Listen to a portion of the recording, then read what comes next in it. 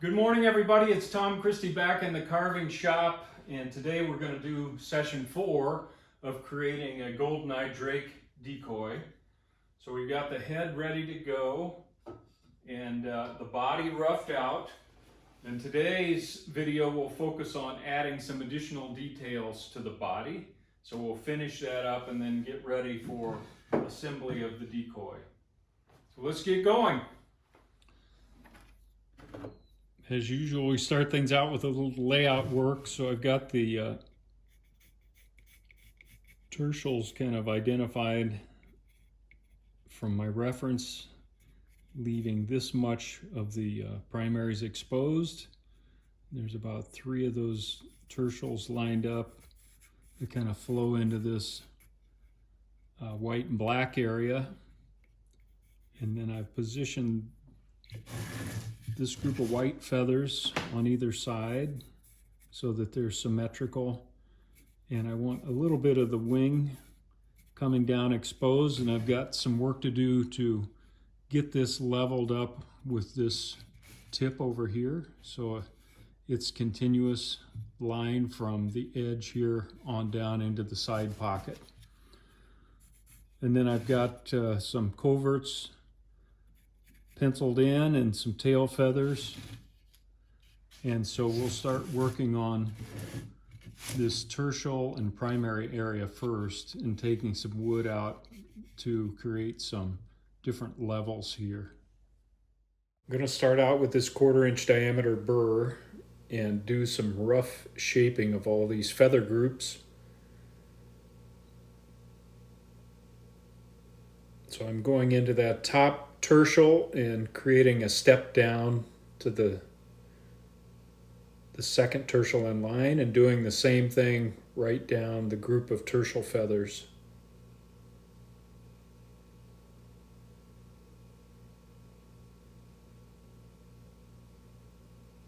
It's a little hard to see here, but I'm undercutting where that primary comes down the side of the bird and feeds into the side pocket in the rear, and then removing material on that rump area to leave the primaries raised.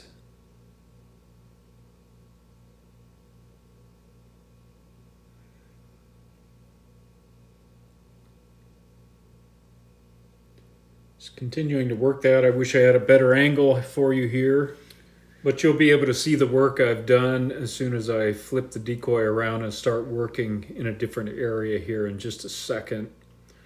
I'm just lowering that rump area and leaving the primary edge of the primary group defined as it goes down into that side pocket.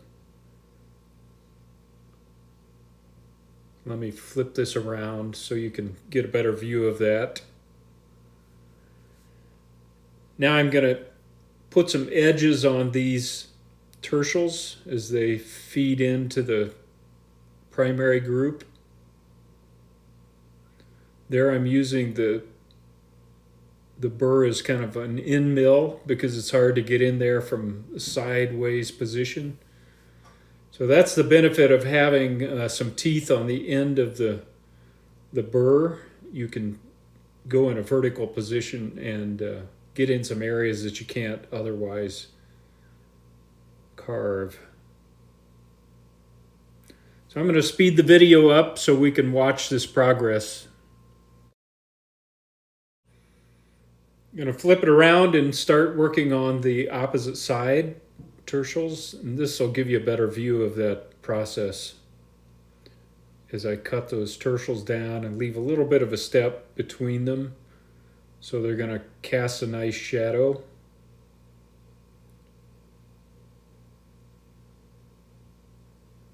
And I have quite a bit of wood to remove in this area over here to get that other primary down at the level that I want it to be.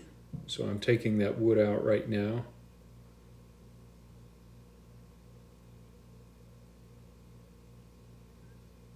Just cleaning up that area on the top of the side pocket. Here's a little better view of that area. And then taking that down into the covert area.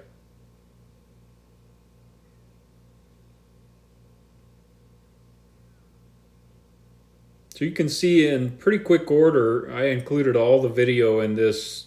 With that burr, you can get things shaped up pretty quickly. We're going to have to go in and refine everything, but at least you've got most of the wood removed quickly, and that takes some practice and some confidence in what you're doing, but you can get there with practice. That's looking pretty good. Do a little pencil work to redefine where that primary connects, and now I'll go in and cut that area out so we define that primary group coming down into the opposite side pocket, and then removing more material over that rump area so it blends into the tail coverts. There you can see that casts a nice shadow. So I've got some quick rough work done. I'll just give you a quick view of the work as it stands right now.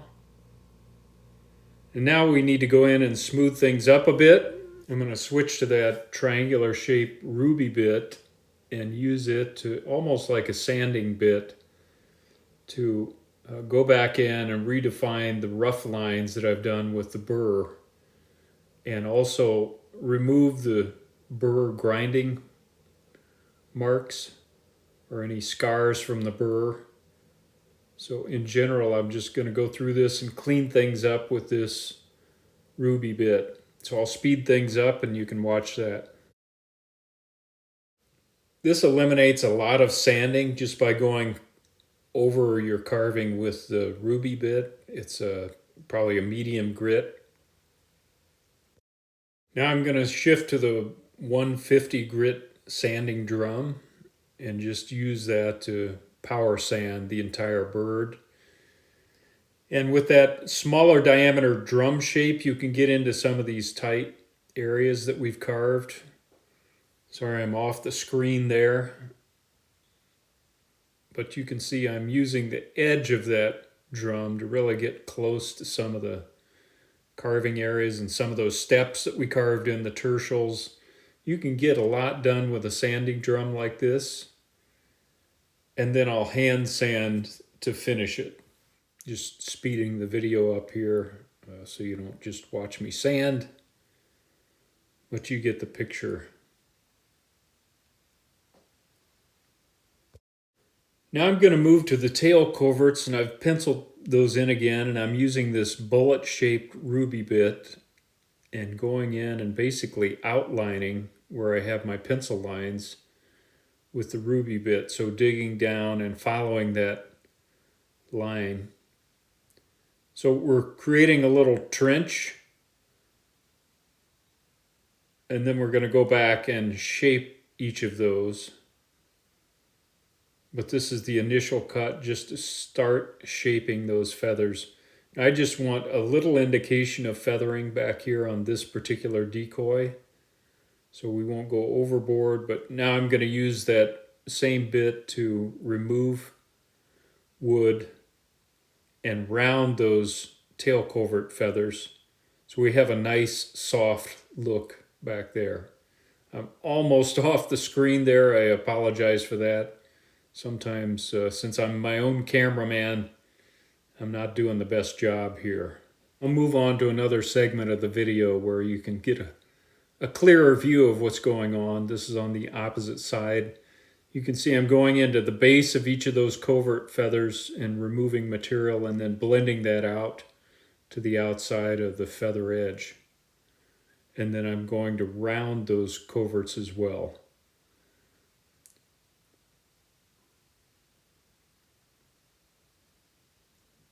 And then I'm digging in there to define where the covert meets the center tail feather. And I'll just work on this a while to blend those out.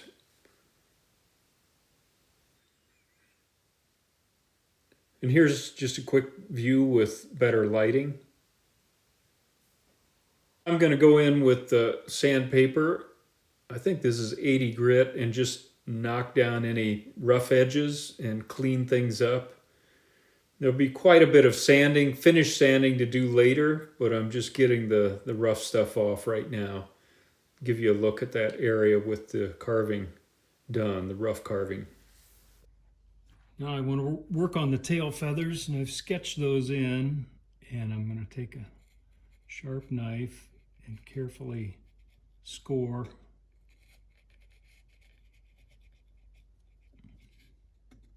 the outline.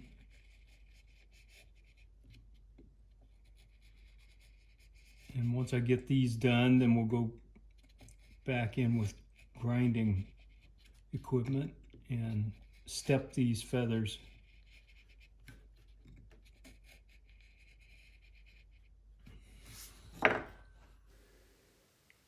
Now I'm going to go in with this little cylindrical ruby bit that you've seen before if you've seen my other videos, and it's got grit on the end of it.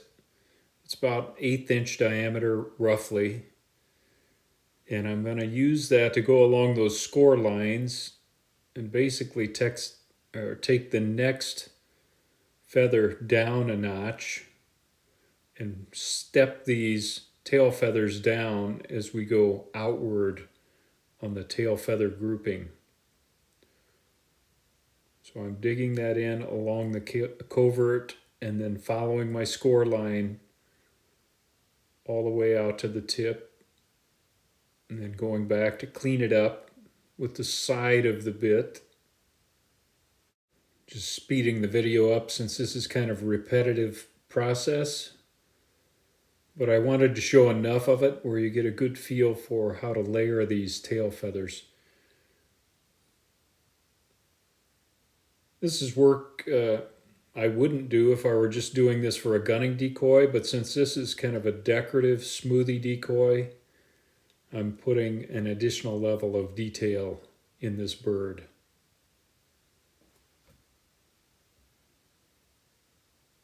So I'll do that other side in similar fashion, and then we'll do some sanding to clean things up. On this particular decoy, I'm going to go ahead and define the tips of the tail feathers.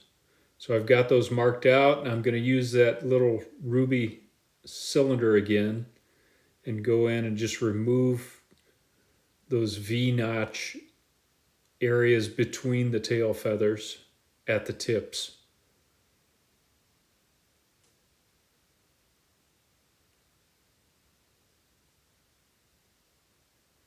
The bit has a tendency to want to roll around the edge, so you really have to maintain a firm grip as you're doing this work. But it's not as powerful as like a burr that's going to snag and really pull you around. So that's the beauty of the ruby bit. So I'll do that across all of the tail feathers, and then we'll move on. Now I've done some more layout work on the primaries and the secondaries, and I'm going to follow the same process we used on the tail and go in with the knife and score these carefully.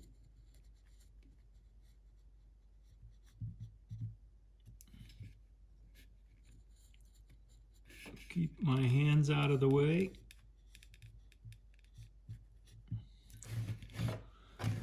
Flip it around and go in this direction.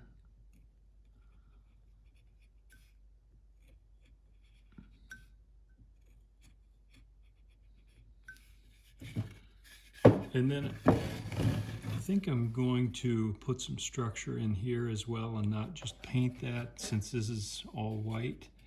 It'd be nice to cast a few shadows here. So I'm just gonna score those lightly.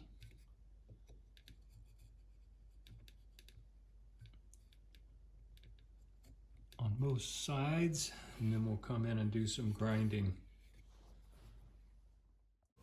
I'm going to use the little ruby bit again, the little cylinder, and very similar to the tail process, just stepping down these primary flight feathers as they overlap one another and taking the next feather down to a lower level.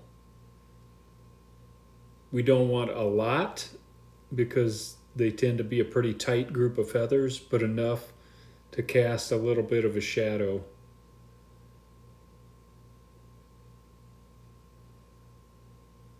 This is a tough area to get an angle on because the other primary is in the way here for me to lay that ruby bit down flat. So I'm kind of creating a trench, and then I'm going to use this ruby bit kind of like an end mill, and I've described that before. It's got grit on the tip of it, so we can tip it up in a perpendicular position and use that to remove material that you can't get to otherwise. So I'm doing that now in that vertical position, taking material off to create that step.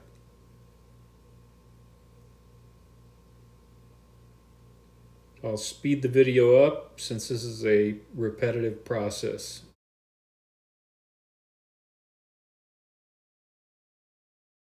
Just working on the other primary group there. Now I'm going to move down to those secondaries, and same thing. We're creating a little bit of a step following that nice scored line. And when those are painted, they're going to cast a nice soft shadow. Those are all white feathers, but I want to see a little structure in that group of feathers. So quick look at that and the way the light casts a little shadow there. Now I'll sand those, clean everything up. Now I'm working on those primaries on the opposite side. Same process there, creating some step that casts a shadow. So we're looking pretty good overall. I've got quite a bit of sanding to do, but I won't make you watch that. You all know what sanding is. And there's just no substitute for taking the time to smooth things out.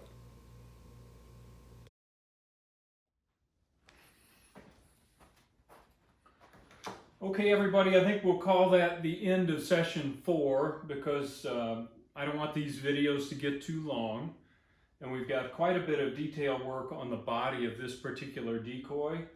So I think in session 5, the next session, we'll go in and finish some of the scapular work, do some splits, put some shape in the side pocket feathers, and maybe get the head mounted in the next session. But we'll call it a day, and I've enjoyed carving with you. See you next time.